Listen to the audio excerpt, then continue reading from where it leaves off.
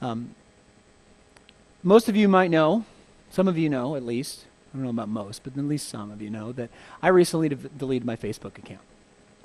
And I did it for a variety of reasons.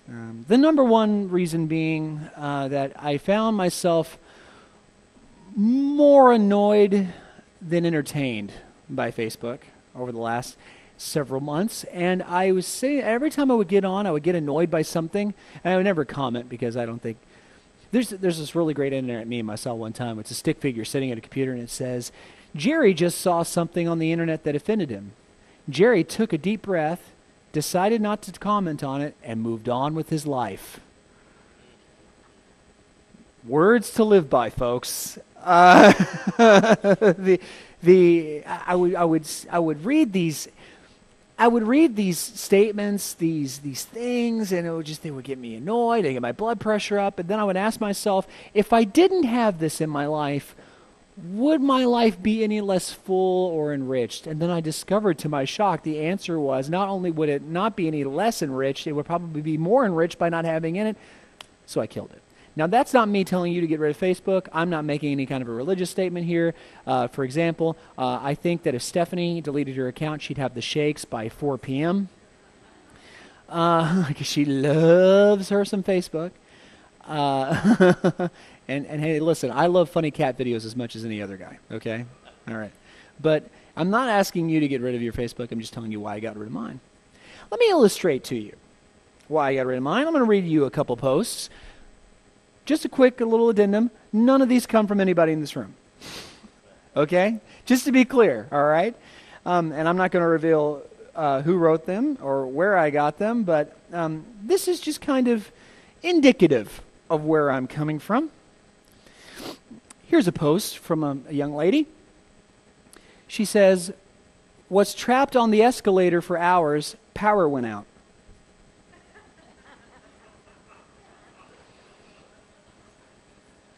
First comment, why didn't you just walk down the escalator? Her response, because it stopped working. Response to that, an escalator is just moving steps.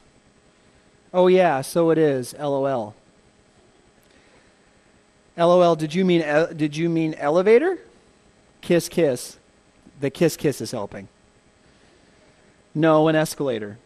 And then it's a picture of Robert De Niro saying, what are you, stupid? Here's one. No comments, it's just a statement. Summer is my favorite month. Now,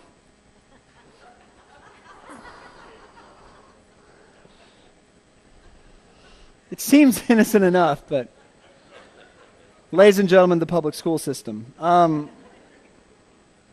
All right, now this is the best one because this really applies to what we're going to be talking about today. They all apply to what we're going to be talking about today, but this one more than the others. Because this young lady means well, and she feels that she's right. We should fall in love, or we should love, not fall in love. You with me? She wants us to love, not fall in love.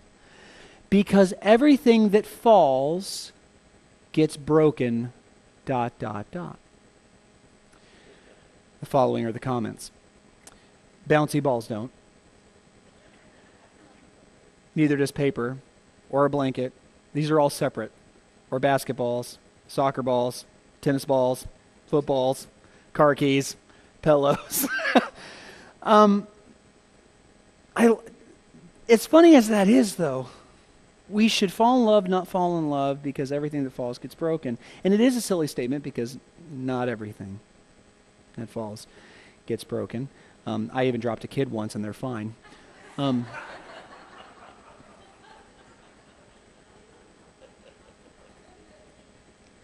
notice I didn't say it was my kid either. Okay. But you know what? This is something that strikes me. There's a lot more feeling going on in these statements than thinking. Have you noticed that? The escalator one. And she might have been kidding. Please God, she was kidding, right? she might have been kidding, but even if she wasn't, why would you not think to walk down? Well, because you felt so much fear that you didn't see the obvious answer. Summer is my favorite month. Very subjective statement. Very subjective statement. Because I'm so wrapped up in the enjoyment I get from the season of summer that I don't think about the fact that summer is somewhere between 3.5 to 4 months and not and not a month. That's like saying Africa is my favorite country. You know, it doesn't quite work. Africa's a continent, not a country. But this one, where do you think she was emotionally when she wrote that? We should love, not fall in love, because everything that falls gets broken. Do you think that that comes from a clearly objective, reasonable state of mind, or is that an emotional broken heart talking?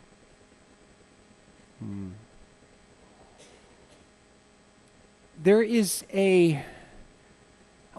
there's a certain subjectivism, a certain specific brand of subjectivism that comes along with that comes along with brokenheartedness, right? Isn't it amazing the things we do and the excuses that we make when we feel our heart is broken? When we feel laid bare to the elements, we're an exposed nerve and every breeze sets electricity going through our bodies emotionally. It's amazing what people will do and what they will say, what they will get into when they feel a certain way. You've probably heard the famous statement, I think, therefore I am. It seems to do, if Facebook is teaching me anything, or has taught me anything, because I'm out, it's that today it seems we have adjusted the statement. And it is no longer I think, therefore I am, it is I feel. Therefore I am. I feel. Therefore I am. And I understand that man is an emotional creature. I understand that we have emotions and God gave us those emotions and those emotions are a blessing. Anyone who's held a baby in their arms for the first time knows that those emotions are a deep, deep blessing. But are they marching orders?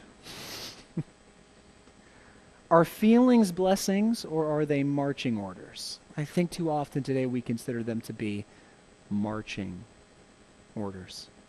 We have, words where I've used them before, but we say things like, well, I'm going to do this thing I know to be wrong, that I objectively know to be wrong, that I object for the Christian, that I objectively know to be sinful, but I'm going to do it anyway because, quote, God wants me to be, what's the word?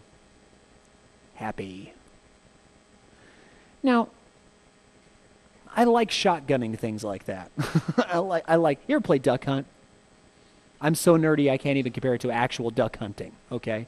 I'm talking about the video game Duck Hunt with the orange gun with the click. You know, that ka-tang, ka-tang, that sound. The little 8-bit dog, basset hound sticking his head up at the grass. And what happens as soon as the duck flies out of the tall grass? You what? Shoot it down. I love shotgunning ideas like this. Just like in Duck Hunt. I spot it, I shoot it down. God wants me to be happy. Does he? Now, you might not have asked yourself that question before. And I would say that conditionally, yes. God does want you to be happy. God doesn't want you, but it's not so much, let me rephrase that. I don't think it's so much that God wants you to be happy as he doesn't want you to be miserable. Those are two different things, though, folks. And certainly happiness is a byproduct of salvation in Jesus Christ. Paul says, rejoice in the Lord always. And again, I say rejoice. That's joy. That's happiness. That's emotion. But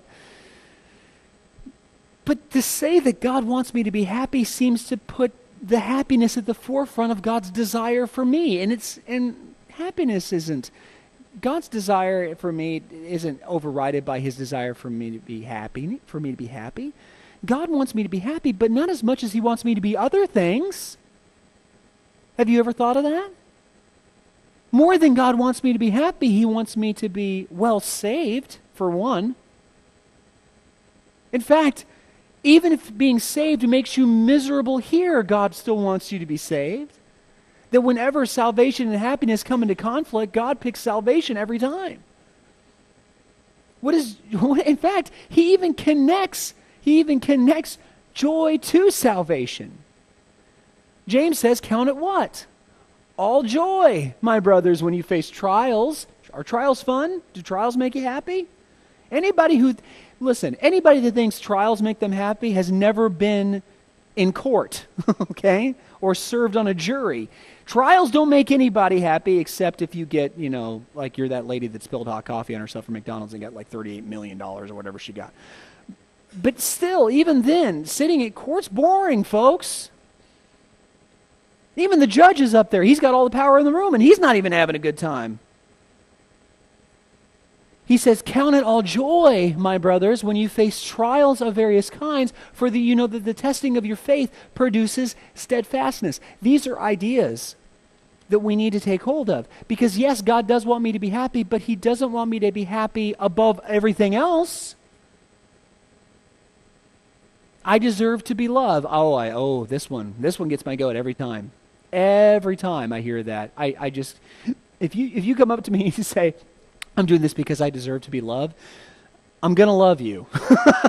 I'm going to love you back and say, you do. I'm giving you my love. I'm going to encourage you that you are loved because you're loved by me. But that's a silly thing to say, folks. Because frankly, no, you don't. No, you don't. Happiness isn't love isn't a right.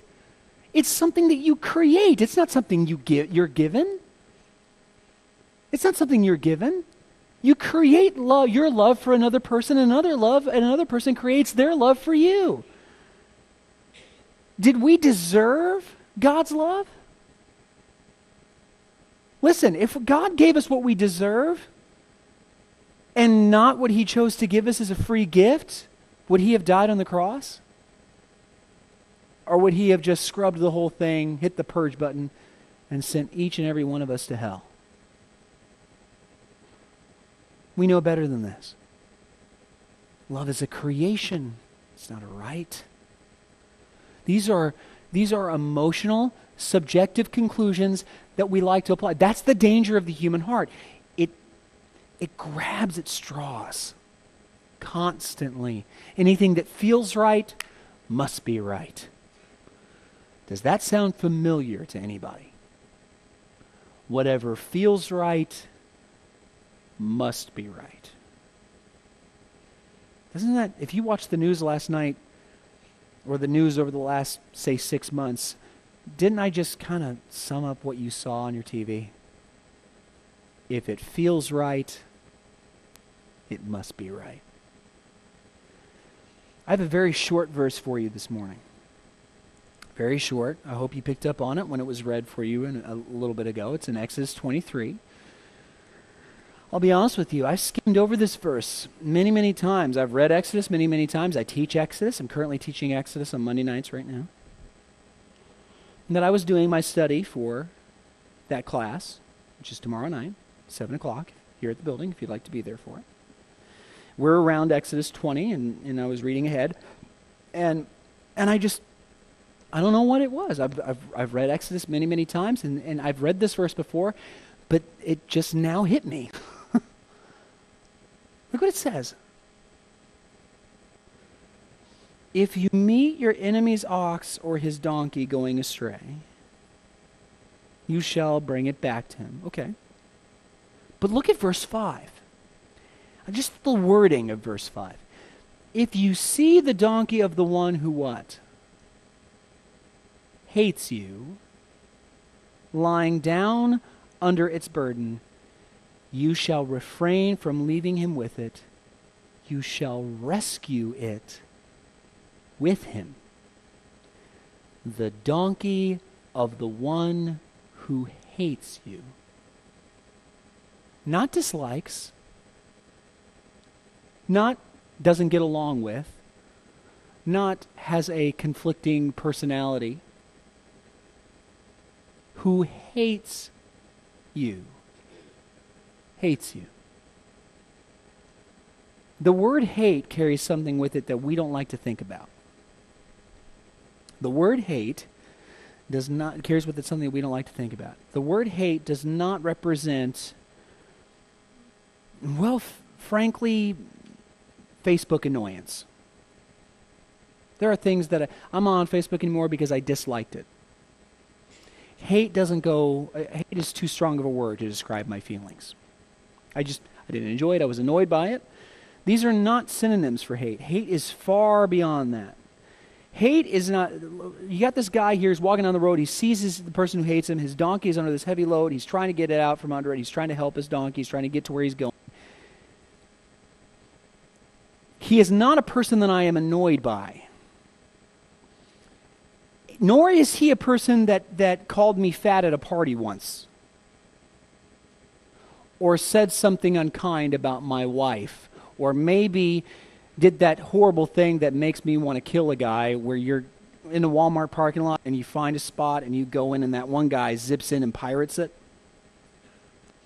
Who's had that happen to him? Where they just zip in right at the last minute and you just if in that moment you could have gotten out of your car and just curb stomped that guy, right? That's not even hate, because that's just anger in the moment. That would be considered rage, but not hate. Rage burns hot. What about hate? Hate is cold, indifferent, unfeeling, callous, cruel.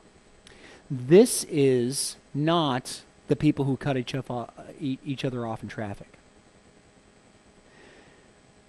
This is a Jewish person walking down the road in 1942 and seeing a Nazi trying to get his Jeep out of a ditch. That's hate, folks. That's hate. This is Martin Luther King walking down the road and seeing a member of the Ku Klux Klan wearing a hood, trying to help his horse who's broken his leg as he's on his way to a lynching. That's hate. This is a person who does not, when he sees you, he doesn't go, ugh, I hate that guy. This is a person, when he sees you, he kills you. And what does God tell his people to do? How do you do that? Have you ever asked yourself, how do you do that? How can you do that? How is it possible to do that? I can't help that guy. He hates me. And you know what? I hate him back. I can't help him. Because hate, you can do this, but you can do this. And you know how you do it? By thinking more than you feel. Let me ask you something. How many children in this country are being abused by parents right now because their parents, in their treatment of them, feel more than they think? How many do you think? How many friendships, relationships are being destroyed right now because the participants in that relationship are feeling more than they're thinking? How many do you think? How many times have you almost burned a bridge with someone because you felt more than you thought? We know better than this, folks. Because when I see that person, here's how I do it. When I see that person sitting on the road and trying to get that donkey free of that load, and I see that person, I recognize who it is, I know who it is, they see me, they know who I am.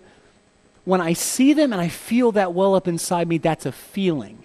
But when I think, I can reason, I can rationalize something, that person, though he hates me, is a soul that Jesus died for. Just like he died for me. And I think that sometimes we treat other people like we really hope we don't see them in heaven. But that's because, church, we have kind of taken hell out of our perspective, and we haven't considered. I mean this, God means this, that hell is a reality that I would not wish literally on my worst enemy. Literally, my worst enemy. It is so awful and so terrible that no one, and church, I mean this, no one should have to go there. Hell is not this medieval concept where people just get what they deserve. Where, yay, Hitler's on the rack, let's all have a party. There's a website I know of where they have they have a counter. It's a very ugly website. I won't even say the name of it. It's so ugly. Matthew Shepard.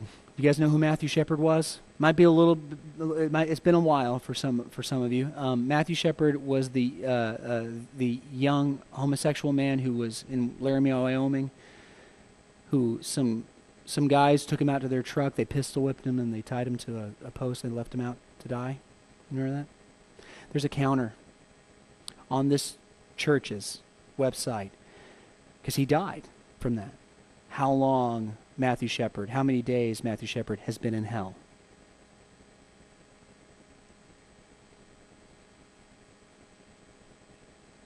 And there's glee there.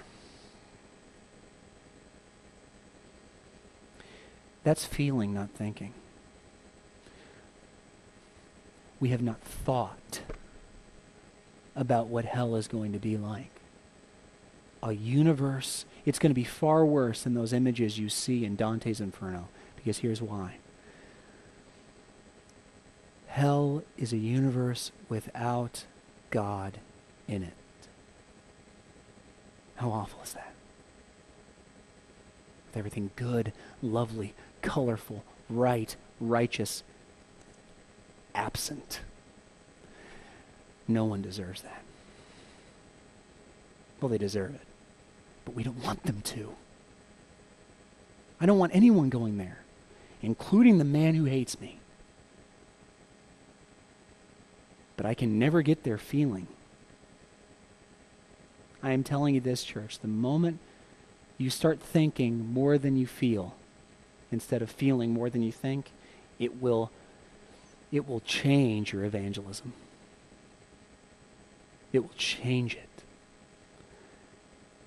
Because feeling will never let you see someone as a soul in need of saving. Not everyone. Oh, sure, some people. The people that love you and you love back. But your enemy? Your heart can't do that, folks. Only your mind can. Paul says, as we close, do not be conformed to this world. What does the world do to people that hate it, that hate them? Leaves them by the wayside, steps on their neck to get to the next step. He says, do not be conformed to this world, Romans 12, 1 and 2, but what? Be transformed by the renewal of what? Your mind. Think more than you feel, and you will be able to help your enemy, the one who hates you, with his burdens.